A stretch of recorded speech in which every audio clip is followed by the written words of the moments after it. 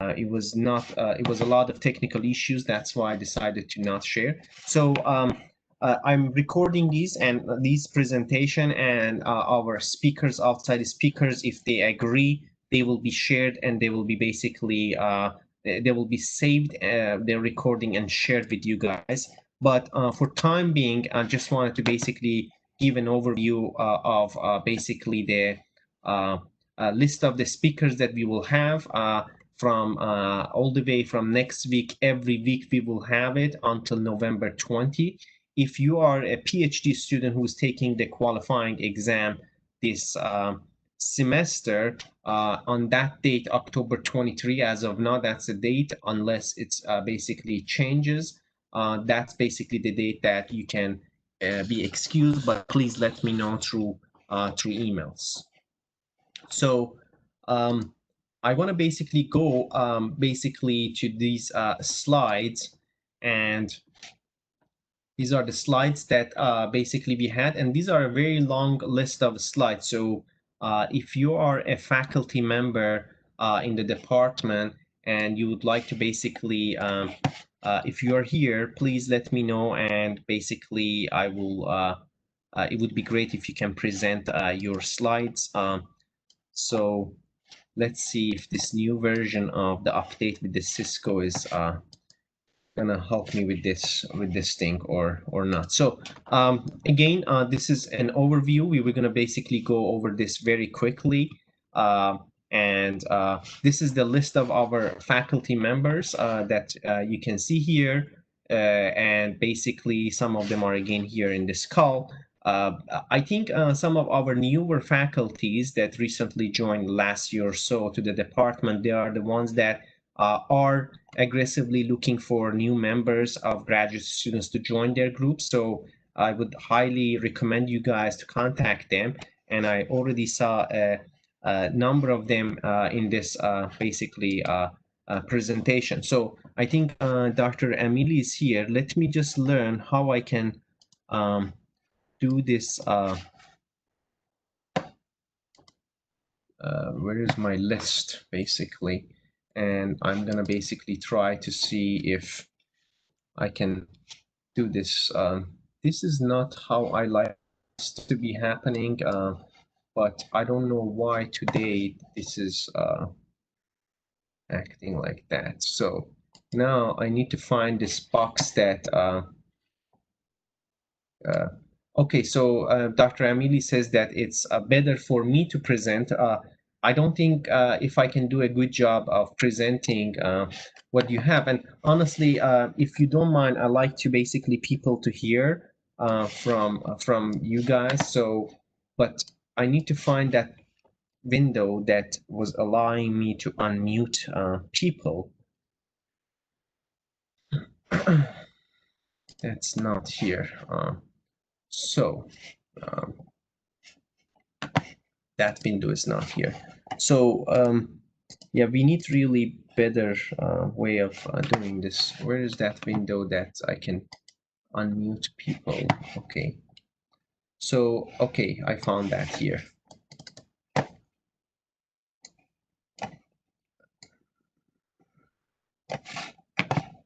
Okay, maybe I can, and this is the participant window. I figured that out as well. So maybe I can attendee list. So many windows this has now. Omid, I'm gonna unmute and maybe you can say at least few words and I can navigate through the slides. I know it's gonna be more smooth, you're right, but I feel like you know, we should have tried to basically have this as much as possible interactive with everyone, if that's okay with you. Okay, it's muted now. Okay, go ahead, okay, please. Hello, everyone. My name is Omid Amili. I am a new faculty at MIME department, and my background is experimental fluid dynamics. So I have worked in turbulence, and I'm really interested to pursue. Could you go to next? in the measurement and certain sensor development in wall-bounded turbulence. For example, here you're looking at near wall flow structures. It is really complex in terms of measurement and also really complex in applied physics. Next. I have also another active research that is high-speed flows in the context of supersonic jets and supersonic wall-banded flows like particle shockwave boundary layer interaction. And I'm looking for students for this project. Next.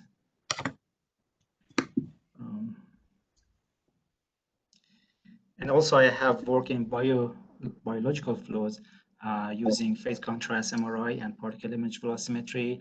All of these cases are fully volumetric, and I'm interested to pursue further research in this field. If you're interested, please come and talk to me. Next.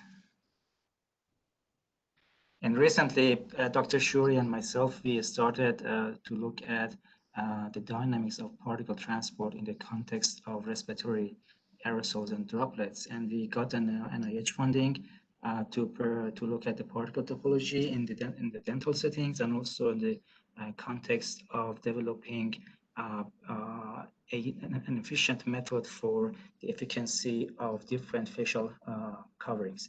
And also, if you have any interest in looking at the physics of particle-laden flows in the context of respiratory droplets and aerosols, it is a very interesting project. Just come and talk to us.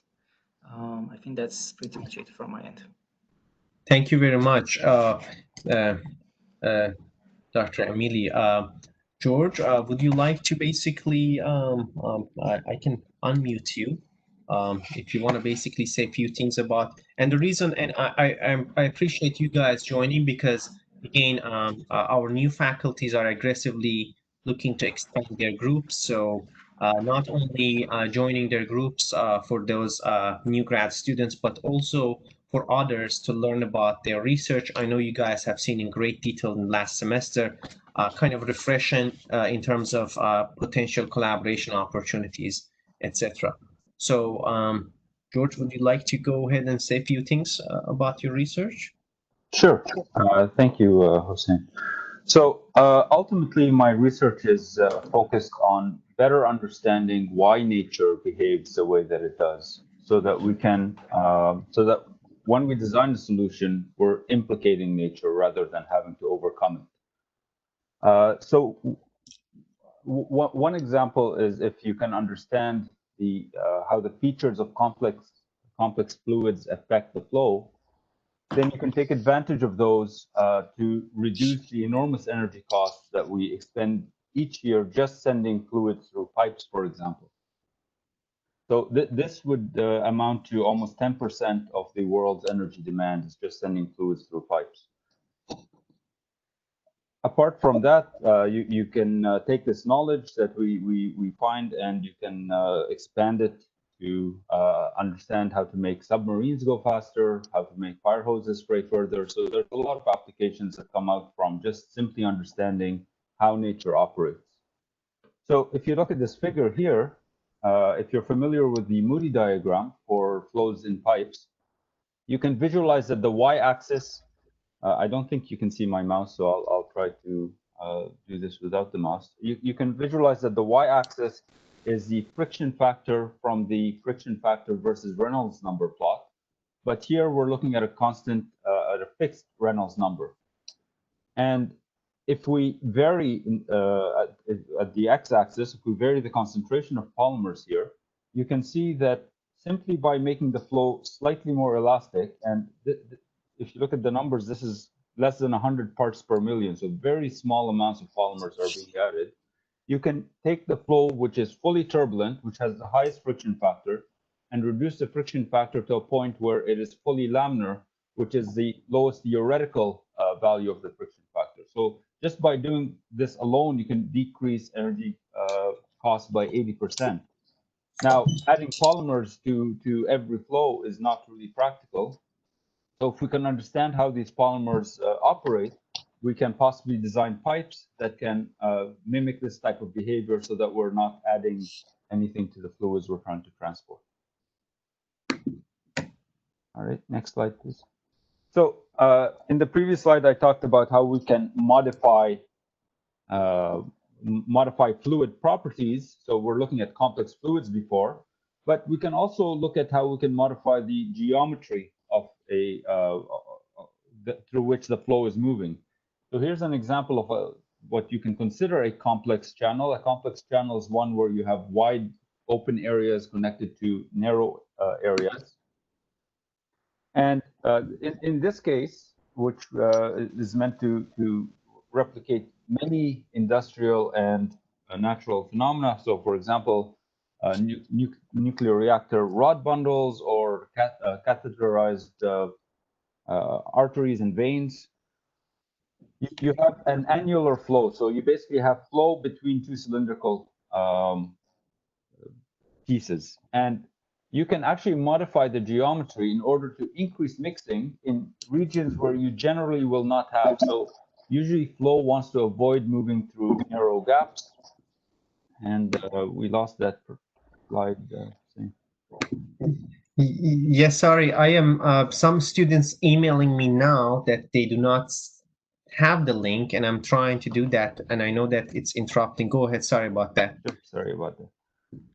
Yeah, so generally in narrow parts of channels, fluid does not want to go, so you have higher friction there, let's say.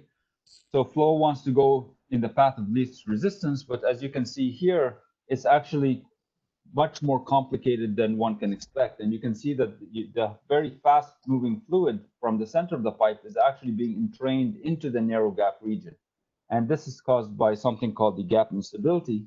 And so by studying and examining these and knowing about these kinds of instabilities, you can make your geometry to perform any function you want in terms of whether you want it to increase mixing, you want to increase heat transfer.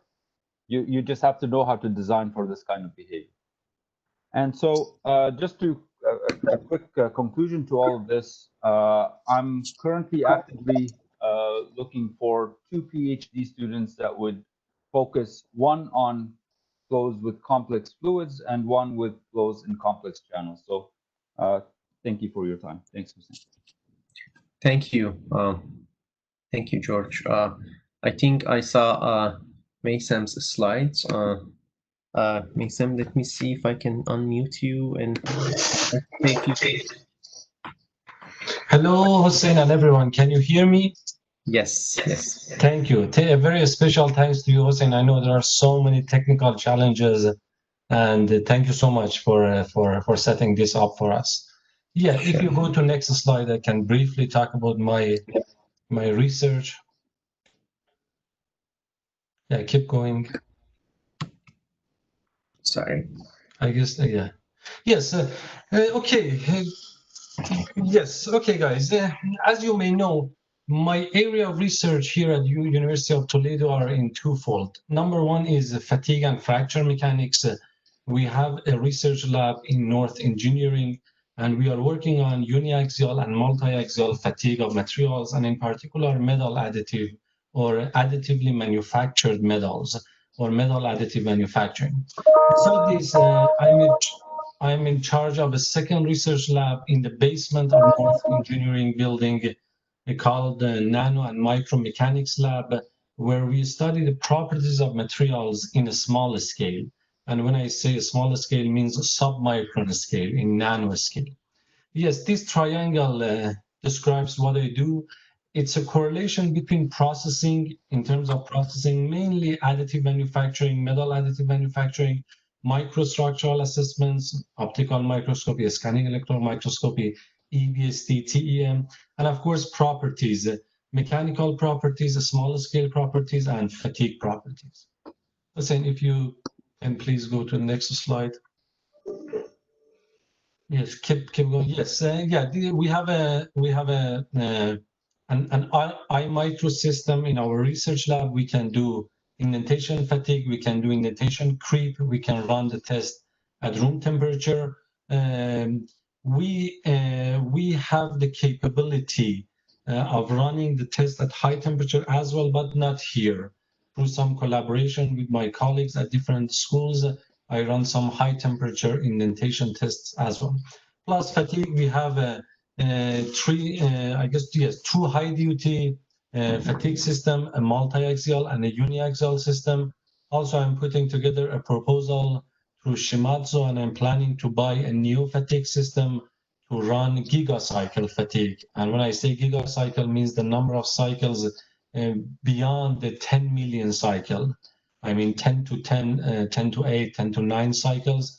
Gigacycle fatigue, which is technically an ultrasonic fatigue, the frequency is extremely high. This is a new capability that I'm trying to add to the fatigue lab. Hopefully by end of this year, we are going to have this system in our research lab.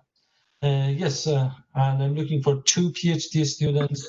There are some applicants, I guess, and hopefully I can hire 2 PhD students for this spring. Thank you. Thank you, Maitam. I think and please, again, sorry, there are technical difficulties, and I have the slides plus 4 other windows, participant, attendee, chat, and the panelists. So navigating these. So I saw Brian and Adam here in the list. So I'm gonna basically unmute you guys so that Adam, I basically start with you. If you're there, please feel free to go over these slides briefly. If not, let me know. Sure, Hussein. Can you hear me okay? Yes, I do. Thank you. Great. So I'm presenting both for myself and for Dr. Brian Treese. I don't think Brian has joined us. I talked to him a little earlier. So Dr. Treese leads this 3MDL lab, mechanism, mobility, and multifunctional design. And I lead this second lab, which I'll talk about when we get to the slides. But I'm a former PhD student of Dr. Treese, so a lot of this work I've been involved in too. So this first slide here, it's talking about some of our work using a robot swarm to collect harmful algae. So this is field work with robot boats. And then this, yeah, that's okay, we can go to the next slide. Sorry, I was trying to see if I saw Dr. Treese as well. His name is here at least, but okay. Yeah. So I basically, yeah, Brian, if you have, if you want, please let me know. I'll mute Brian as well in case if he wants to. Okay. And we're gonna change this mute unmuting. Honestly, Katie set this up like this, which is not very convenient. So, and yes, this is the video didn't play, perhaps because I'm running it from the updated version on the OneDrive. Go ahead, Adam. Yeah, it's fine without the videos. Yeah, so that first slide was us working with robot boats to collect harmful algae. This current slide is us trying to remote sense where algae is present and quantify it. So we did some work using UAVs to fly from the Lake Erie Center boat and a special multispectral camera system that allows us to capture images of algae at different wavelengths and try to quantify how much is present. So that's worked together with the Lake Erie Center. And you can go to the next slide if it works the same. Thank you. And this is another area of research. We teamed up with a fish biologist.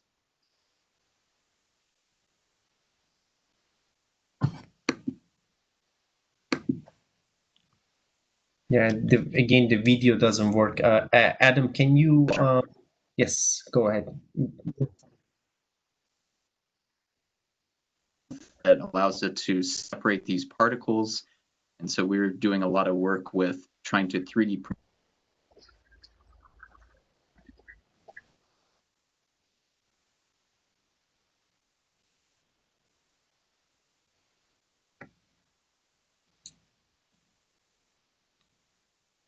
Our slide.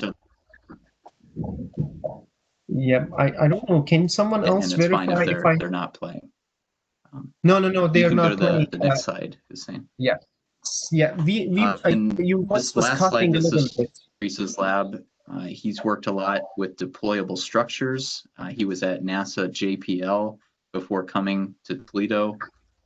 And a lot of his work has been using a particular pattern for a deployable structure called a flasher pattern. And it's using principles from something called origami engineering to design these deployable structures and then different means of deploying them. So the top video there was strain energy, where you release it and it deploys. The bottom one is centripetal deployment. So when you rotate it, it deploys from a stowed state to an unstowed state. Okay, and then I think we have one more slide. Yes, I am. Yes. Yeah. So this last slide is for my research group. We have about 6 students in it. It's the Robotics Automation and Design Lab. We do a lot of work with swarm robotics. That turtle bot that's in the bottom right-hand corner, we are working on assembling 50 of these. So we have up to 50 of them to do some experimental work with. We can also simulate these turtle bots. In the top right is something called the Killbot. It was the first robot they made, 1,000 of them to make a swarm. And so we're doing lots of diverse work in the area of robotics, especially in swarm robotics. Thank you, Adam. Thank you. I appreciate presenting for everyone. So I saw Anne, Dr. Nicoletta. So I saw your name here. Give me 1 second, and I will try to mute you. Let me see this. Oh.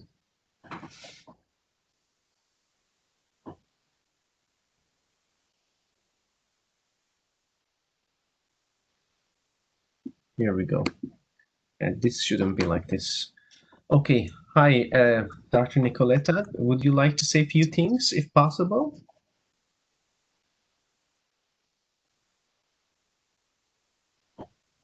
I think I'm going to unmute.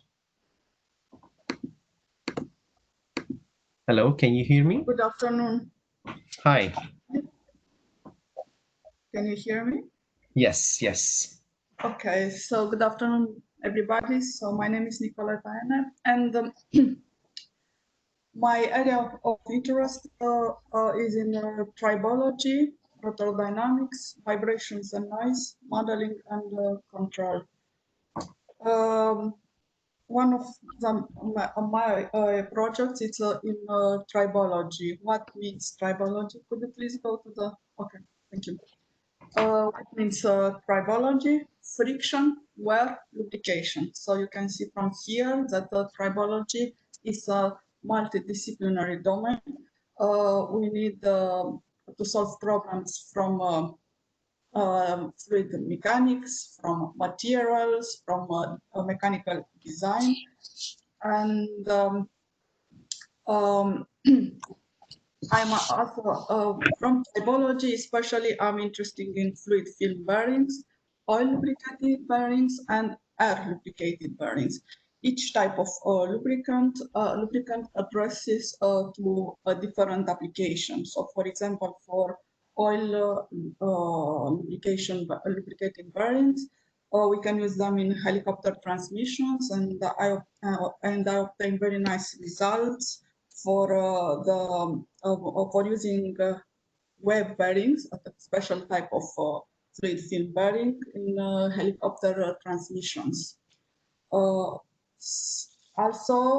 for example, the air lubricating bearings could be used in small turbine engines, and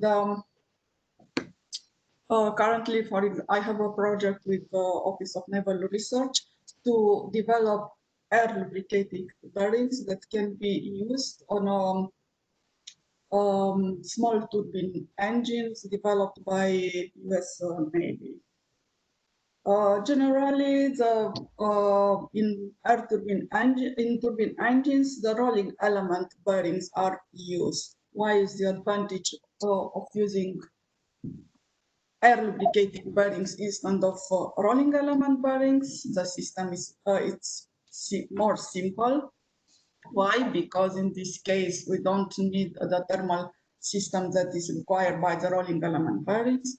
Also, the system is more reliable, can work at very high speeds, over 100,000 rotations per minute, and are more stable. Another advantage is that the noise and vibration levels are lower. And you can see that for this we need also a good material. We need also to choose to design correctly the bearings, which is a designing part, and so on. And please go to. Thank you. So generally, after we design the bearings, we have to prove their performance, and for this we have to design test bearings, test rigs. You have in this slide a test rig for proving the load capacity of a thrust bearing, and always we compare the experimental results with the theory, and you can see on the right side comparison between the theory and the experiment.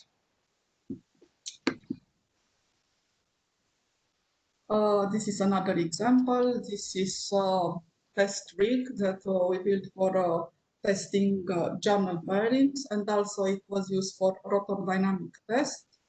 And you can see that you need here, so first step was to design the bearings, then to design the test rig, and then it's a lot of instrumentation. We have to calibrate the instrumentation, to learn how to choose to use the instrumentation, and so on. And if next slide, this is another test rig. So this is an old version of a test rig that is used to measure the stiffness and damping coefficients of elastic elements. Sometimes to improve the stability of bearings, we have to use elastic elements, and we have also to measure, to predict, and then to measure the dynamic stiffness and damping properties of the elastic elements. So this is an old version of the test rig. Now one of my students, Ahmed Paredia, is working to improve this test rig. In fact, it will be version 2.0 of this test rig. So here we need for this test rig, we also have to use a lot of vibrations notions. We have to and also we have to compare or to prove that the theoretical results are accordingly with the experiments. So practically to prove the theoretical predictions. And I think the last slide is about numerical simulations. You can see here another example. On the left side, this is the image. This is the image from the oscilloscope. On the right side are the numerical predictions. And if you are interested in working in tribology, vibrations, and control, I'm interested for one or two students, a master or PhD students. Thank you very much, Dr. Nicoletta. So yes, I think her group is growing. So and please reach out if you have interests and questions. So I have basically one question to ask, because I see some people join through by calling. So if you're a faculty member and you basically just calling in and you would like to go over your slides or say anything or make any comment, please let me know. I cannot see the names, so I basically can unmute the people who are just called in. And please say if you have any comments or anything else that you would like to add. And in the meantime, basically, given the fact that we have been basically going through this, and the fact that I shared these slides with both the faculty and through Blackboard with the graduate students, feel free to go through these slides and reach out to faculty member for collaboration if you have research question or interest in joining those groups. So if there is any question or comment from the audience, please use the chat box and I can unmute you as well.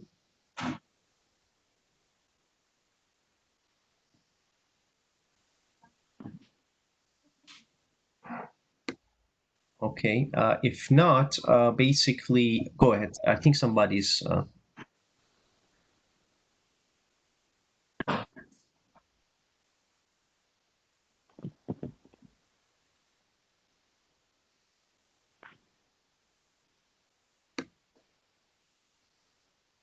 All right, so with that, I'm going to basically make a couple of comments, and that relates to the speakers. So I shared the list of the speakers, and we try to, as much as possible, have them on different areas. But one of the things that I asked the AMGS members, but unfortunately they did not yet have done it, at least for this semester, is suggest speakers. So for example, one of the ways of doing it is if you're working on a certain area and you do see that there's a person that has a lot of research experience on the area that you're working, you can ask through your faculty to basically have us to invite that person, or you can basically even directly suggest that. So always, this semester the schedule is full, but for next semester we can always accept basically suggestions from the students or through their advisor, either way, for the speakers. And another thing is basically use these as an opportunity to listen and see how basically different fields, different people, their presentation skills, positive points and negative points, how all those things can help you better present your work and better basically improve your communication skills in general for a variety of different purposes. One of them could be basically for when it comes to looking for a job. Another thing is your next step in career. So a lot of things are basically really related to that aspect. So I would definitely try to basically use this as an opportunity to learn, make connections, and feel free to reach out. So I share the email address of the presenters as well in that OneDrive file through the Blackboard. So reach out to the presenters if there's interest, if there is question, if you need some expertise, if you need a letter, or if you need anything, please please use that as an opportunity to basically engage with the speakers. So that was one comment. Again, if you are a faculty or if you are grad students, anyone has any question or comment, please let me know through chat box, or I can try to unmute you if you please say that.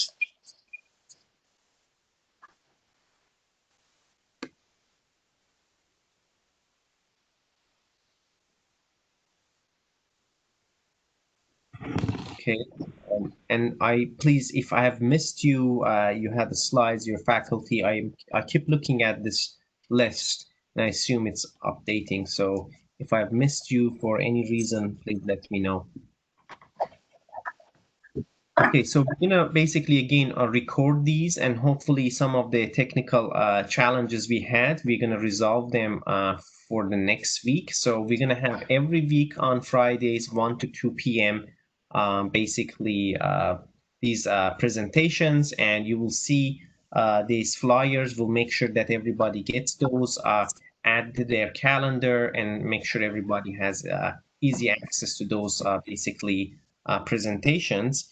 And we basically will, if the presenter agrees, we will record and I will post them through Blackboard, as well as maybe KD through our department. Other portals can basically have everyone access those things.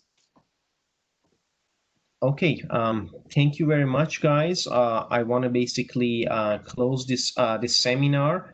I am again for the grad students is mandatory, and I'm gonna basically start with my own grad students if they do not attend this. So we have basically, I'm gonna get the list and make sure that everybody attends this, unless there are certain reasons, of course, many different reasons, but please let me know if that's the case. Otherwise, I am expecting you guys to attend this.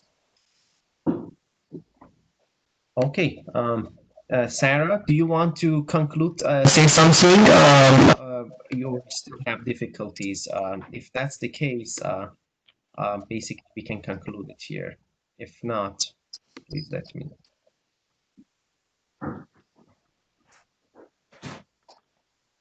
So again, I want to reiterate the importance of these presentation corners. Very good opportunities for you basically to present, get feedback, and at the same time win a prize. So these are really good opportunities. Please use those opportunities, especially if you're preparing for a proposal defense, if you're preparing for a thesis defense, preparing for a virtual seminar. I know that when you have been practicing these things with your advisor, but when it comes to committee members, some might not be directly in your field. So having outsiders providing feedback to you is very good opportunity. At least that's something that the MGS member are basically working hard to make those things happen for you guys. Please use those opportunities.